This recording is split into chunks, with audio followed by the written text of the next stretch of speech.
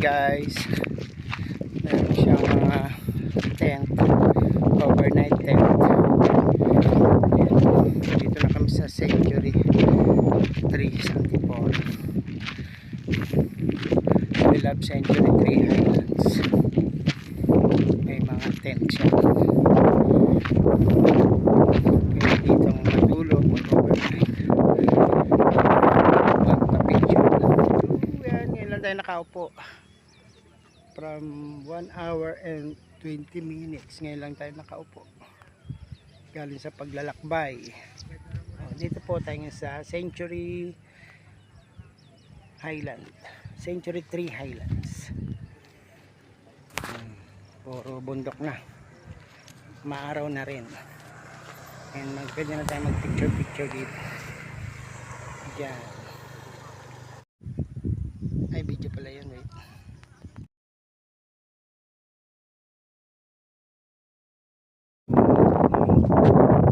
Sa on top of Antipolo,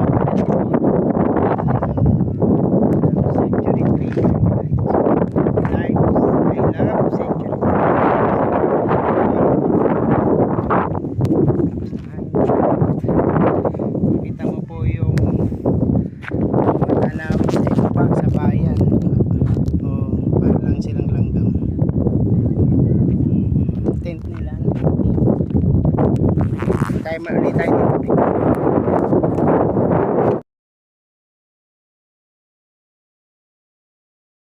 Meron po dito mga tent na pinapakilaan. For rent po itong mga tent na? For rent. How much po overnight? 500. 500 overnight. Ang ganda. Picture kita dyan inside. Punta po kayo dito. Meron po dito pinapakilaan na tent. Yan. Pwedeng overnight. Wait pa. 500 po dito. Ang arkila po ng mga tent dito overnight. Magdalaan po lang kayo ng inyong self pillow. Yan. Meron po nagpaparkila dyan. Mga tent. May nakasalubong nga kami pauwi na. Ay may dalang unan. Dalawang unan.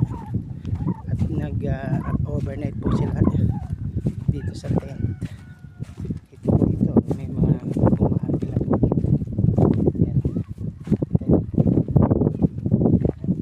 For rent po ito 500. Pwede po yan dyan sa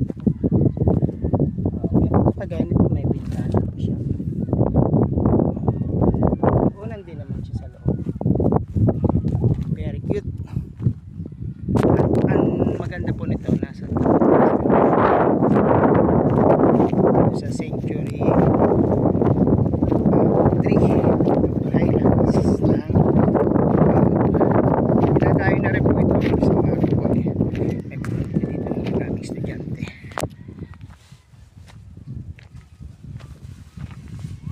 May nagme-maintain naman po ng cleanliness and safety at lights.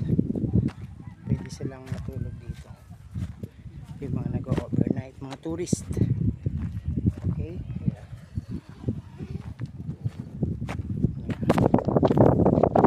Kita niyo po, and matatanaw po dito sa east side yung Mount Iriga.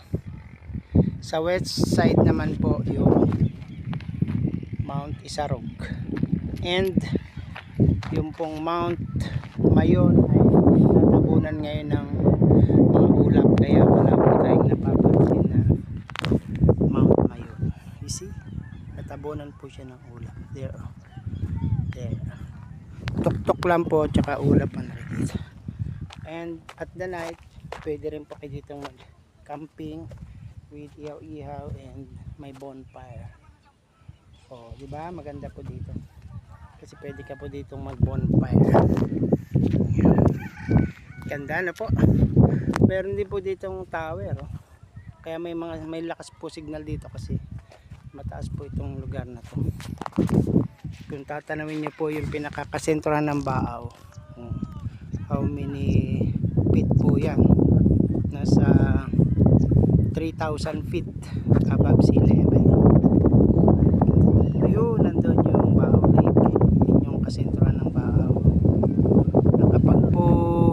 matinding bagyo, ulan ay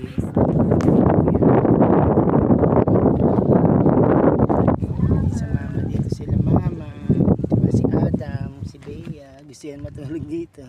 Ang ganda po. Tira din kita dyan pa. Yes, can do.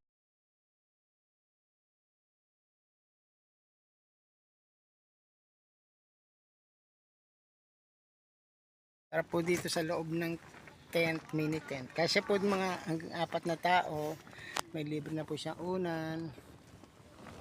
May libre na unan. Ayun, may kutsyon na air. Di hangin po yung kutsyon. At pwede kayo dito mag-inom ng tubig or alak, nasa inyo po. Magbahan na po kayo ng mga chichirya, pagkain, pang almusal, pang gabihan. Okay. May dala silang una.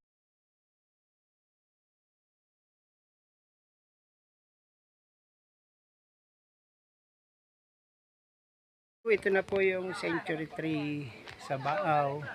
Sobrang taas na po and nabubulok na. 100 years na po ito.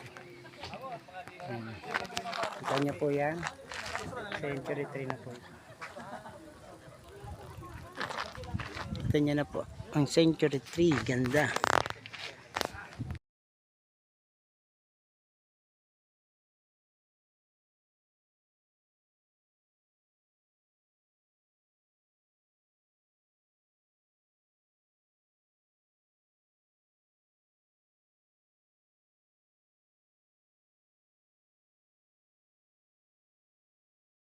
Kaya pa yung bicycle. Pinatubuan na ng halaman. Nilagyan ng tanim. At may bulaklak na siya. Tingnan mo yung pag magulang. Nagiging pink. Tapos bago pa lang red. Ganda siya. Tapos dito nilagyan ng cosmos. Dito.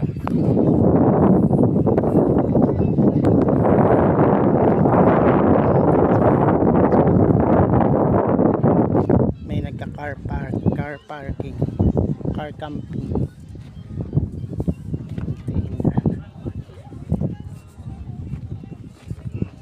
Yung kay may vacant to. Bamboo nuts, mga kubo-kubo na kawayan, pinaupahan. Pwedeng mag-overnight. Dito siguro may price din ito, no? Baka 1.5 ito pag ganito. Kasi may room siya, may lock. Tapos meron ditong sopa. Meron ditong mga upuan and unan. Ayan. Pwedeng magpahinga. Tapos pwedeng mag-park kayo ng mga kotse nyo, car park sa labas. Pwedeng magduyan. And kakain kami ng noodles. Pahinga muna sa kubo. Pagod ang paa. Magpahinga muna tayo dito. Bago tayo sumabak sa panibagong lakad. Lalakad naman po ng pababa. Yeah. Wala po tayong boss ngayon. Napaos tayo dun sa ano yun? Pulse na nalata po. Sobrang lamig kasi doon. Nakababad yung half body tsaka katawan. Parang frozen water yun. So yan, tuloy-tuloy lang po ang ating panunood. Salamat po sa pag-watching nyo. And sana nagustuhan nyo itong aming vlog dito sa Antipolo. Barangay Antipolo, kung saan nakalagay yung tourist spot na Century Tree Highlands. Dinadayo po ito ng mga nagka-camping, mga nag-bikers, car camp, at family during any holiday. Lalo na ngayon dahil Good Friday po today. Okay, see you. Di pa namin nakita yung dulo nung ika-10 pa lang tayo kasi ika-13 nandun na siya sa cross. Okay, let's find out later kung saan po yan. Ditong store, kapag-buy kayo ng mga cup noodles, chichirya, and siomai. Dito meron silang store. And may bakod din. May chicken. May kitchen. Maganda siya. Puro siya solar light. May mga tent na kainan. Maganda ngayon kasi walang ulan and hindi ganong mainit. So maganda here.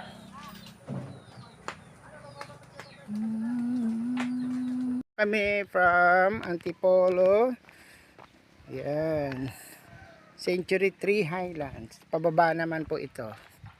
So kinokontrol tayo, hinihigop tayo ng gravity. Tatas mo lang yung paa mo, ang paa mo ay kusa ka ng umaandar. Hinihila. Ayan po yung aking shadow. It's 9 o'clock in the morning and tayo po ay expected na makabalik sa bahay ng 10 o'clock in the morning. 1 hour walking. I hope na marami po kayong nagustuhan sa aking videos dahil maganda naman po at farmland po siya. Dito sa left side ay upo and sa right side ay corn, mais. Okay, pwede yan itanim. Binibenta po nila yan tuyong-tuyo na, dried na. Binibenta nila per kilo sa mga ginagawa kasi ang patuka sa poultry, sinasama grinded corn sa mga poultry shop, poultry stores. Okay, pababa pa rin and we'll see later po, mag-update ako sa inyo kung nasaan natin. Yan na po yung itsura natin after walking dahil tayo po ay kumain din ng konti noodles, hot chocolate and siomai. Thank you sa sponsor si Kay, yun nasa likod ko. He's walking around there and waving at us from the top of the world. On the top of the world, we're on top of the world. Hindi na namin nakita yung yung ika-11